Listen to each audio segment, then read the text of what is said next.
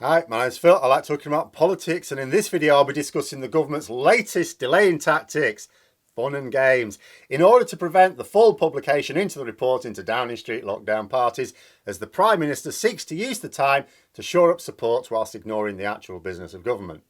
But first, if you'd like to be notified of daily news and politics, please subscribe to the channel and click the bell notification icon. So the Grey inquiry, need to get this out quickly in case something changes. This was concluded at the start of the week and the report was ready sometime Tuesday. Although it would seem reasonable that some time would be needed for government lawyers to check it over before it's published, there's no reason why the report should not have been published on Thursday at the latest. I'd already said that earlier in the week. But it wasn't. Nor yesterday. Talk was of no earlier than Monday. Even that now looks unlikely. The Metropolitan Police, who should have been investigating these alleged crimes 2 months ago, finally agreed to launch a criminal inquiry. They have now said that nothing should be published that might prejudice their investigation. That's convenient, isn't it? So the Met initially refused to investigate allegations of potentially criminal behaviour in Downing Street, a clear case of police corruption in seeking to shield the government who allow their clearly incompetent boss to remain in place. They claimed that the potential offences took place too long ago. Now contrast this statement with the fact that the Met are still right now dealing with prosecutions for the same offences being committed by people in London from exactly the same period of time.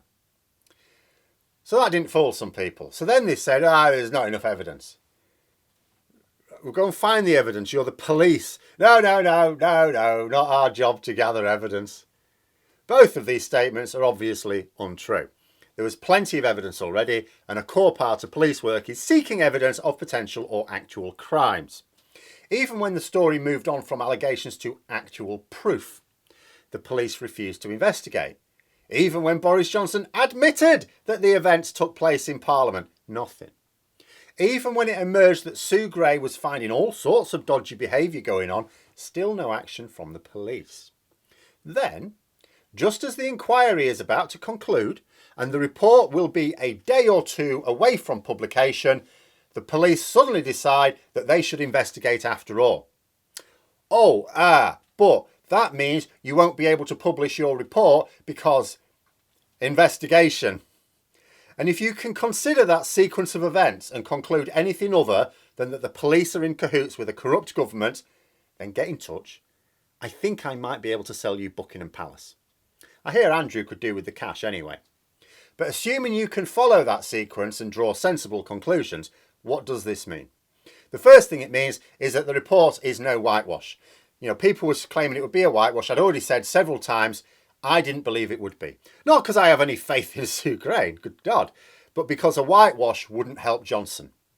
If the report is published and it contradicts what we already know, and we already know a great deal, it will not calm down public anger.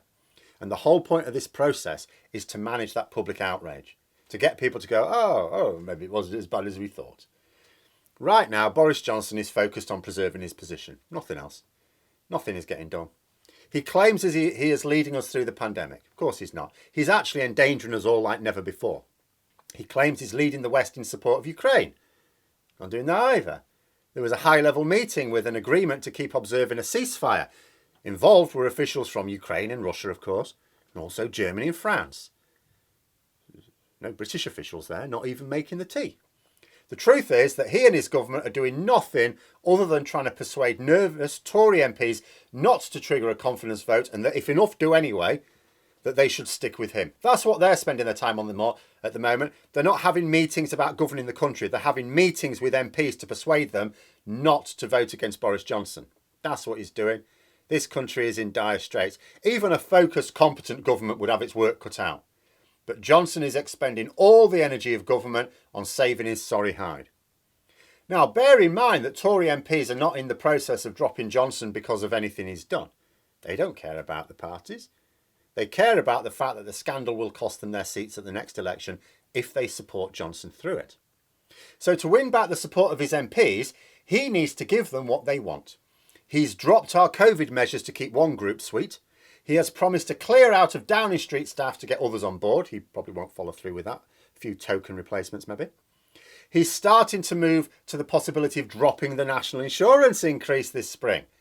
That will be interesting to talk about next week. But the point is that this is also designed to keep MPs sweet. It's all about making sure he has at least 180 MPs on his side if there is a confidence vote. He'd prefer it if there were no vote at all, of course.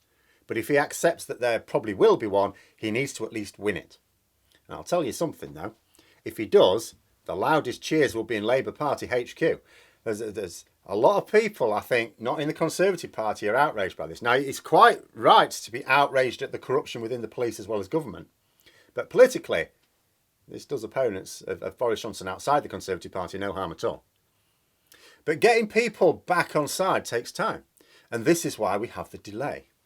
There is a determined core of detractors who were all set to submit their letters of no confidence. If that report had been published on Thursday, by now we'd have had it confirmed that there was going to be a confidence vote. That's what we're told very strongly by all sections of the media. Now, if there's some deadline that these MPs have for the publication they have in mind, will they submit anyway? Will they say, okay, if it's going to take several more months, to hell with it, we're going to submit these letters anyway? I don't know. It would be risky. Remember, bringing Johnson down isn't a simple case of getting 54 MPs to submit their letters. If that's all there was to it, which would be ridiculous, but if that's all there was to it, we'd have already had that happen. It is about having just over half of Tory MPs vote against him when the process is triggered. And Johnson's supporters have stopped at nothing to prevent this. They've tried to argue that we'd have to have a general election.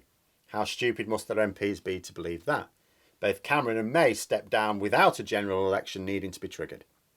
They've tried saying that if the tanks roll into Ukraine, that it should be put on hold so Johnson can deal with that, as if Johnson would helpfully deal with anything related to that.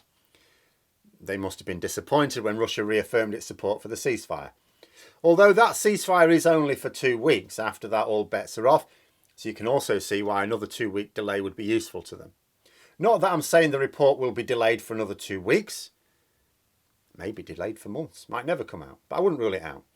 It might be that they publish what seems likely a short summary and the rest is redacted, citing the police not wanting evidence made public. Indeed, this is what the police have said. It's like, they've actually said, oh, you can publish the report. Oh, there's no need to delay publishing the report. Just don't include any actual words in it. Actually, it's not what they said. They said, don't include any information about these Downing Street parties. It's a report on the Downing Street parties. Yeah, don't report on that because we're investigating now. Even though most of it has been reported to the national press anyway. And the government will just go, well, there's nothing to do with us. We were quite happy to publish it. We've got no objections. We're just following police orders. The police are reported to have said, as I say, oh yeah, you can publish the report. Just not anything in it. So what we're going to get, the first page, the Gray Inquiry by Sue Gray. There's your report. What? And I'm sure Johnson will be delighted with that. Labour have threatened to use a humble address to force a vote in Parliament on the issue.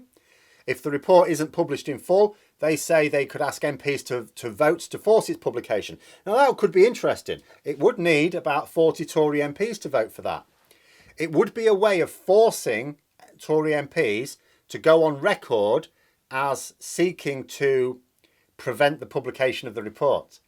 I think Labour should do it. I think they should do it, even if they think they're going to lose. I think they should do it.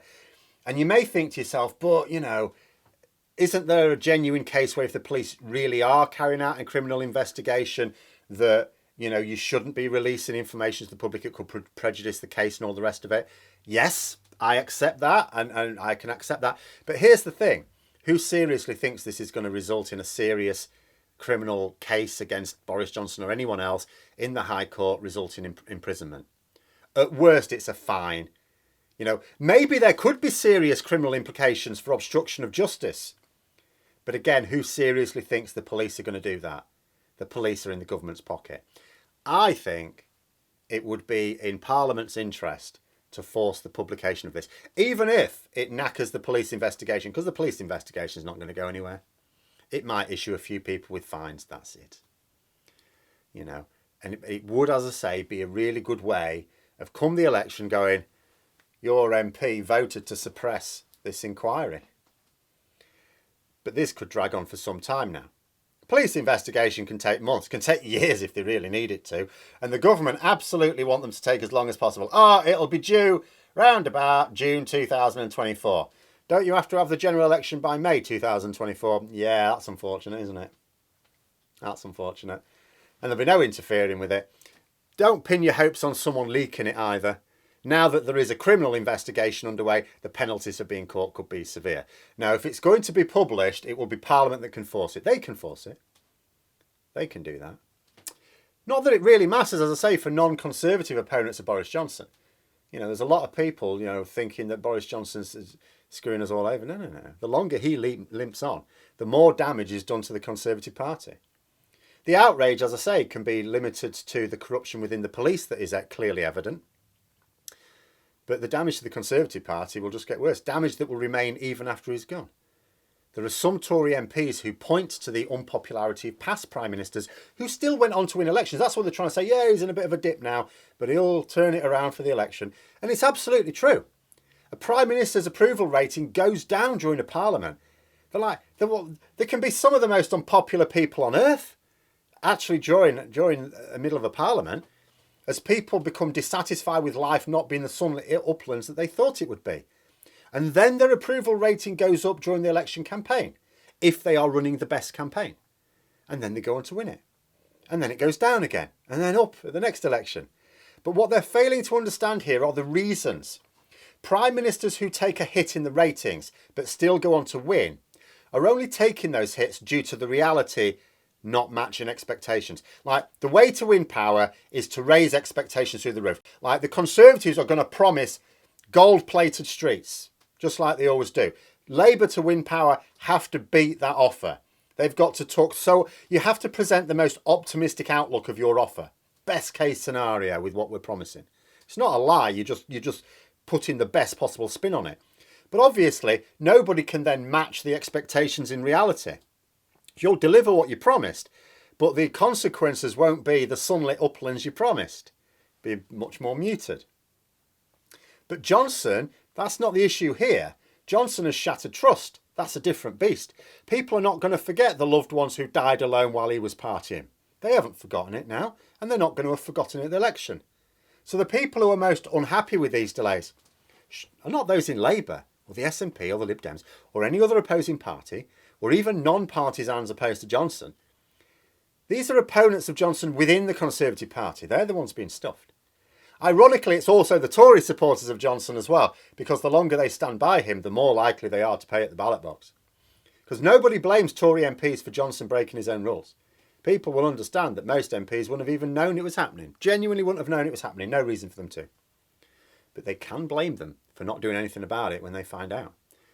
And if there's a vote to say we want to see the full report, and Tory MPs vote against that, then people can say you voted to suppress the publication of this report. But those are my thoughts. Let me know yours in the comments below. Hope you found the video interesting. If you did, don't forget to click the like button. And until next time, I'll see you later.